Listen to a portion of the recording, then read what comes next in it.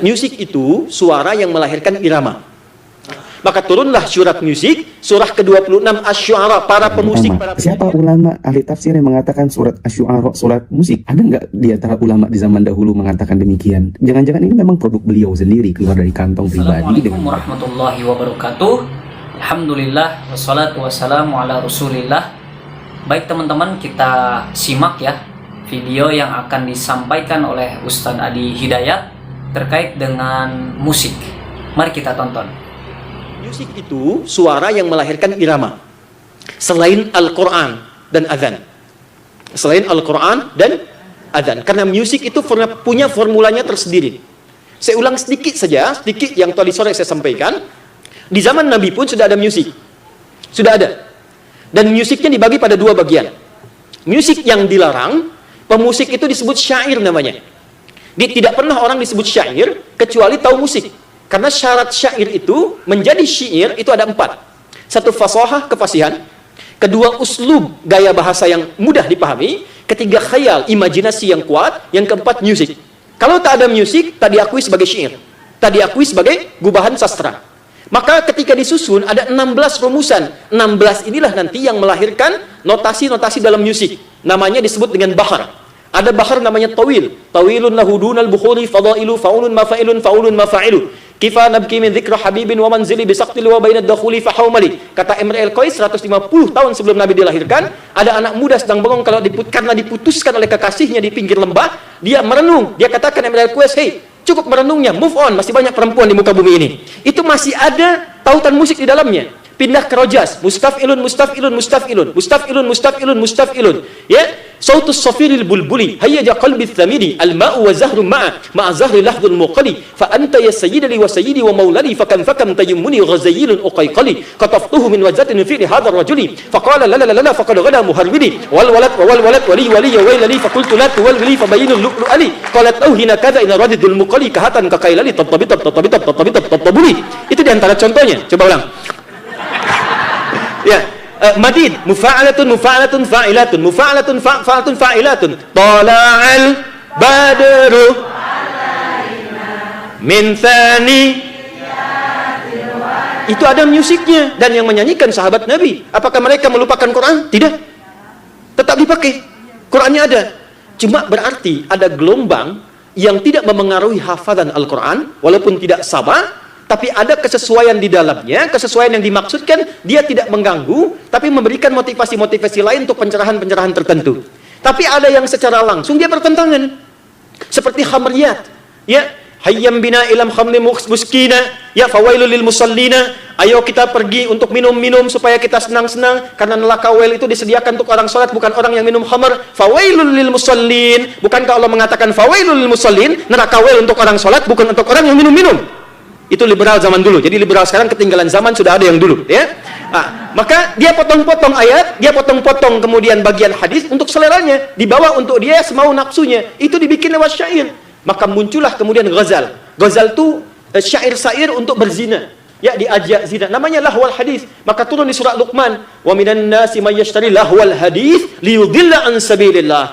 Ulama mengatakan Ibnu Abbas itu musik yang dimaksudkan musik yang dilarang. Maka turunlah surat musik, surah ke-26 Asy-Syu'ara, para pemusik, para penyair, dimaktumkan di ayat 224 sampai dengan 227, "Wasy-syu'ara'u yattabi'uhumul ghawun, alam tara annahum fi kulli wadi yahimun." Ya, tahukah engkau para pemusik itu umumnya rata-rata di antara mereka banyak menghabiskan waktu, utak-atik turun lembah cari-cari inspirasi, tapi liriknya tidak ada yang bermakna. Cuma merusak saja, buang-buang waktu, buang-buang aktivitas. Itu tidak diinginkan dalam Islam. Tapi apakah sampai di situ hukumnya? Tidak. Teruskan ayatnya. Illal ladzina amanu. Ada orang beriman yang memang passionnya di situ. Maka muncullah kemudian orang-orang seperti Hasan bin Thabit. Dia keluarkan syair Islami dan diangkat oleh Nabi menjadi syairun Nabi, pemusik di samping Nabi. Dan Hasan bin Thabit menghafal Quran. Dari sini muncul teori dikembangkan. Maka Islam muncul ke Persia. Muncullah dal, ra, lam, mim, fa, sod, lam, si, dal. Do, re, mi, fa, sol, la, si, du. Dal, ro, mim, fa, sod, lam, si, dal. Itu dari Islam di Persia.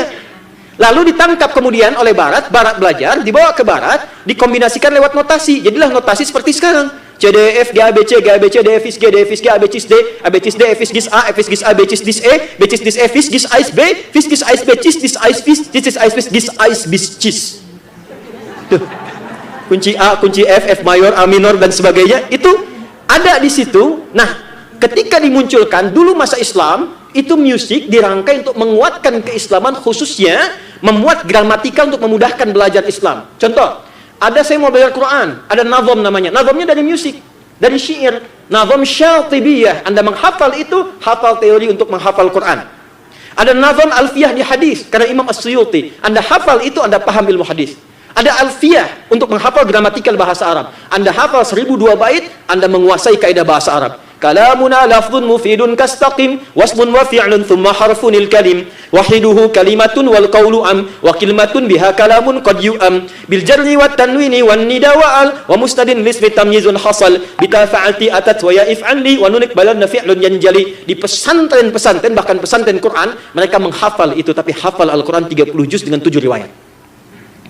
Cuma ketika dibawa ke tempat yang tidak mengenal Islam, itu berubah lagi frekuensinya. Dari yang menguatkan nilai-nilai yang positif, dibawa hanya untuk bersenang-senang saja. Jadi kalau mau dikaitkan ke kajian-kajian, dibawa ke program muktamar, maka usulan kita, kalaupun ingin dibawa dalam konteks ini ada musik, mengenalkan anak-anak yang di luar ada musik begini, di dalam ingin didekatkan pada nilai keislaman, maka bolehlah kemudian dikeluarkan tuntunannya. Ini misalnya di Malaysia ada nasyid, ya? Ya, nasyidnya misalnya seperti ini. Ini ada Raihan, ada Hijaz, di Indonesia ada The Fikr dan sebagainya. Kalau mau pakai alat, begini yang dibolehkan, ini yang tidak dibolehkan. Mungkin ke depan, kalaupun ingin ditampilkan suasana seperti musik tadi, dijelaskan arahnya, dijelaskan hukumnya, ditanamkan value-nya, sehingga mereka mengerti kapan bermusik, bagaimana musik yang bermanfaat, secara fisika seperti apa, bagaimana musik yang merusak gelombang, memperkuat gelombang, menenangkan gelombang, dan di ujungnya, katakan pada mereka, Quran, kehebatan, value-nya, dan kemuliaannya melebihi semua tingkatan musik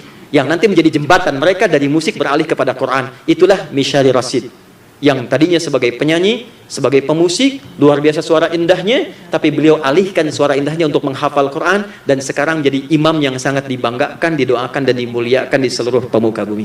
Wallahu a'lam bishawab.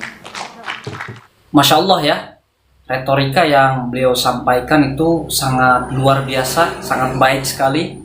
Dan saya sebagai orang awam menyaksikan video tersebut ya, video tadi itu merasa takjub dengan apa yang beliau sampaikan.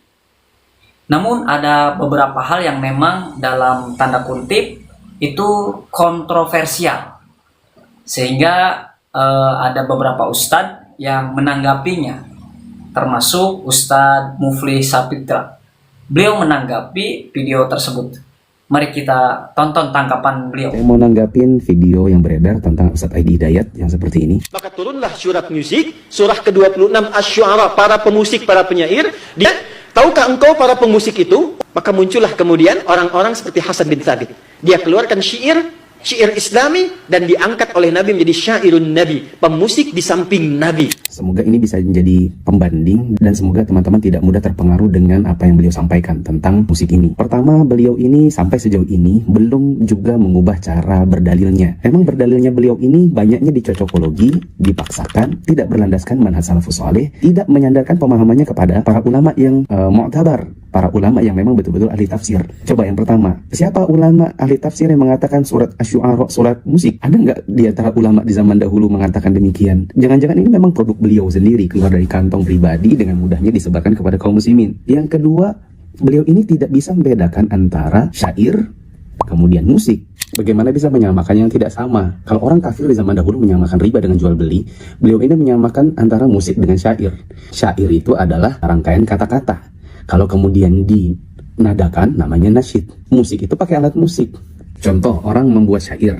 Allahu ya'lamu ma nashku minal alam wa ma nu'anihi min dhiqin wa min saqam lakin lana fihi dhannun la yukhayyibuna hasyahu an tarji'al aidi bila ni'ami. Ini namanya syair. Adapun ketika dinadakan, dia jadinya jadi nasyid, tapi tanpa musik.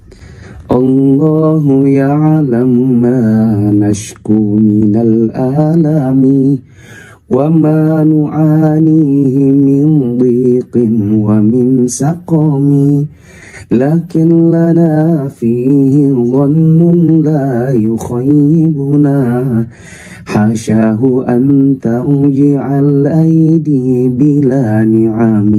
Ini nasyid tapi tanpa musik. Ketika nanti ditambahin dengan genjrengan gitar, ditambah dengan piano, itu baru namanya musik. Ustaz Hadi Hidayat ini tidak bisa membedakan ketiganya. Meskipun kita masih bisa berteman di dalam kehidupan sehari-hari, tapi menambah perbedaan dan ketika adanya orang yang berdalil dengan cara yang tidak benar. Mungkin untuk Ustaz Hadi Hidayat ini kita hanya bisa mendoakan semoga kepintaran beliau termasuk dengan fisika-fisika yang ada di belakang yang akhirnya jadi cocokologi itu, Maka turunlah surat musik. sehingga akhirnya jadi ada surat-surat musik lagi. Ya, semoga kepintaran beliau ini Allah tambahkan dengan hidayah. Semoga dengan bertambahnya hidayah, beliau bisa berdakwah dengan benar dan menuntun kaum muslimin di jalan yang benar. Masya Allah ya, tanggapan beliau ini tanggapan yang ilmiah, menurut saya ini ilmiah, dan di antara kalangan orang-orang yang berilmu ini biasa ya, saling menanggapi, saling mengkritik, ini biasa. Yang terpenting kritiknya itu kritik secara ilmu, secara dalil, dan memang seperti itu di antara kalangan orang-orang yang berilmu.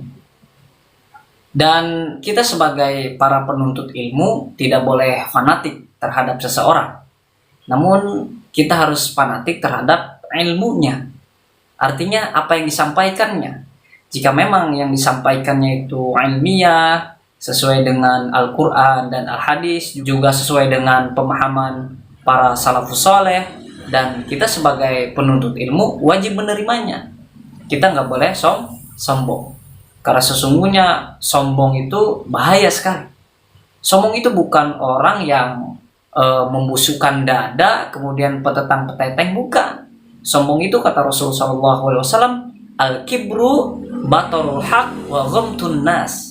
Jadi sombong itu adalah yang mana mereka itu menolak kebenaran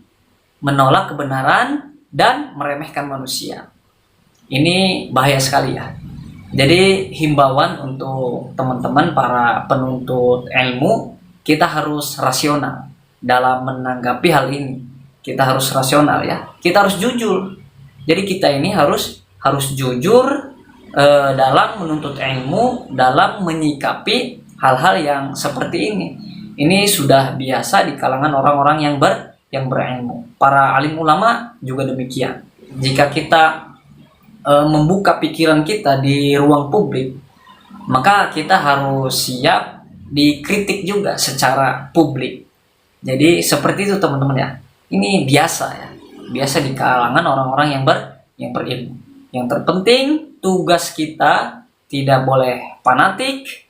Tugas kita cukup belajar menuntut ilmu dengan jujur, sesuai dengan dalil, sesuai dengan Al-Quran, Al-Hadis, juga pemahaman salaful ummah. Seperti itu ya teman-teman ya. Semoga bermanfaat apa yang saya bagikan hari ini. Barakallahu fikum. Wassalamualaikum warahmatullahi wabarakatuh.